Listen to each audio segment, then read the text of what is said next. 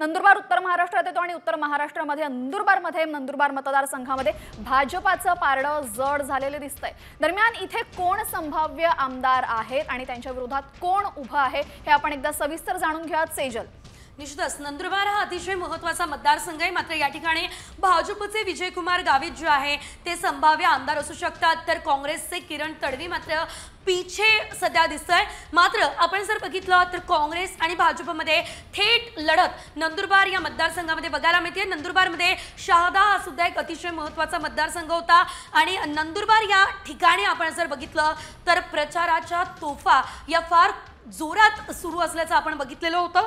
मात्र सध्या पुन्हा एकदा नंदुरबारमध्ये भाजपचीच सत्ता दिसते। दरम्यान विजयकुमार गावित हे संभाव्य आमदार असण्याचं नेमकं कारण काय आहे जाणून घेऊयात आमचे प्रतिनिधी सागर नाईकवाडे यांच्याकडनं।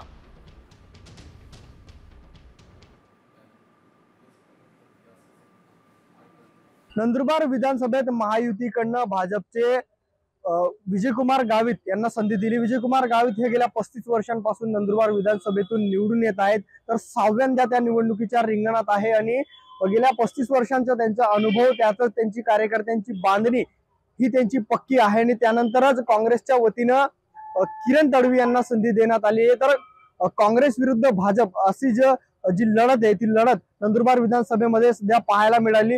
तर दुसरीकडे काँग्रेसचे जे किरण तडवी आहे त्यांना शिवसेना शिंदे गट उघडपणे मदत करत असल्याचं चित्र देखील या भागामध्ये सध्या पाहायला मिळालं। एकंदरीत जर या विधानसभा मतदारसंघाचा आढावा घेतला तर आपल्याला लक्षात येईल की शिवसेनेने काँग्रेसला केलेली मदत नक्कीच भाजपसाठी डोकेदुखी ठरणार आहे। नेमका जनता कोणाच्या बाजूने कौल जातं, सध्या तरी विजयकुमार गावित यांच्या पारडा जड असला तरी निकाल कोणत्या बाजूने लागणं हे पाहणं अतिशय महत्त्वाचं असणार आहे। नंदुरबारून सागर निकवाडे, साम टीव्ही न्यूज।